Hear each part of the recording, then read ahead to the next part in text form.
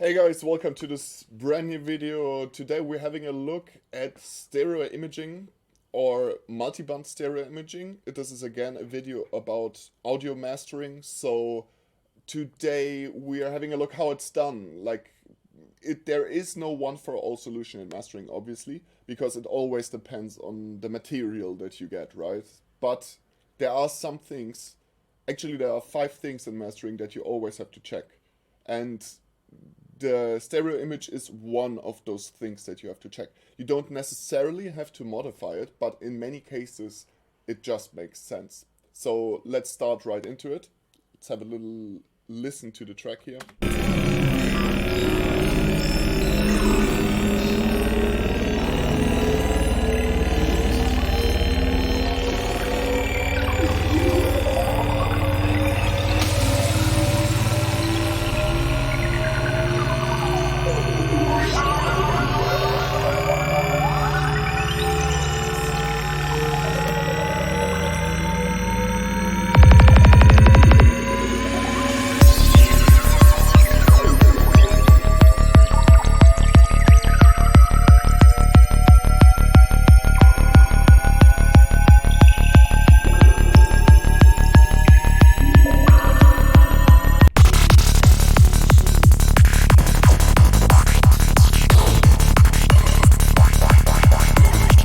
Okay, cool. Just so that you get an idea what we are working on. The tool that we are using is Ozone. There are newer versions than this one. There is, I think, 7 or 8 now, or even 9, I don't know. But I use 5, and it's a really cool mastering suite since a long time, even before that. So we go to the stereo imaging tab, obviously. And maybe I should have chosen a messier track from some random person, but let's have a look at it. So first of all, we're gonna have a look at the vector scope to see what is going on or not going on.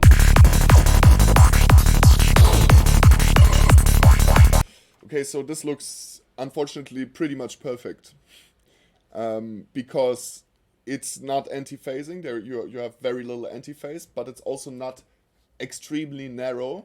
What you could do here is maybe widen it a little bit in the higher area. But let's have a look specifically on the baseline, because this is one thing that you want to check. You want to check if the bass portion, the lower bass portion, the sub bass and the bass is in mono.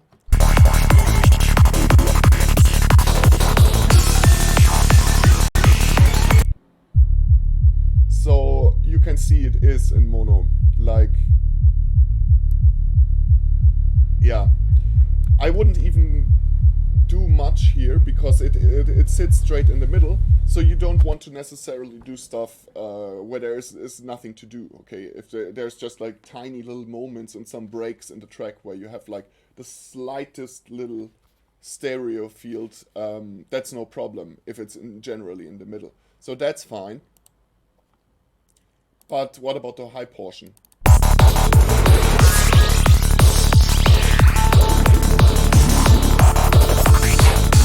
Yeah, you could maybe widen it a little bit, but not necessarily also in this case. But let's do it for the loads of it. So I wouldn't add more than 30% here, for sure not. And maybe actually go down from the mix. Here you have a mix fader.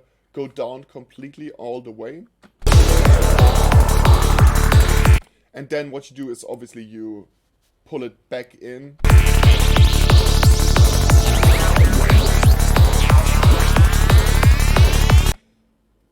And what you also can do, if you want to dramatize the effect, you can go on this little button stereoize. But it's rather dangerous, I would say. So be careful with that option, because it can absolutely destroy a lot of things as well.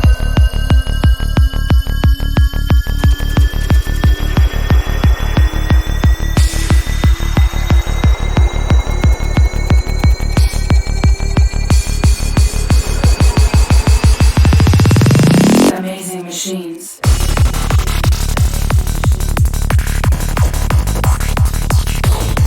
Yeah, that's pretty much it. So what do you do if you have extreme amounts of antiphase going on here? Especially in this band. This band is like infamous because, as you can see, it has naturally a pretty wide stereo span, but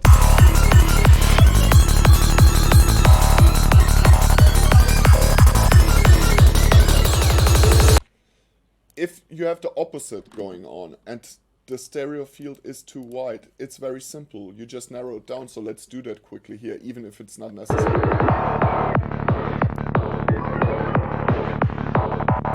As you can see, the more you pull it down, the more narrow it gets.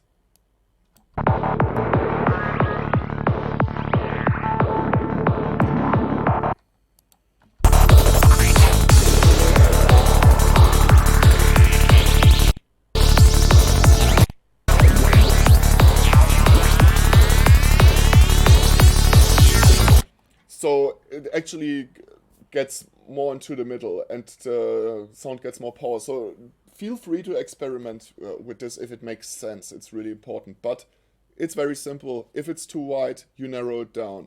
If it's too wide, you narrow it down. I already said that. If it's too narrow, you widen it up.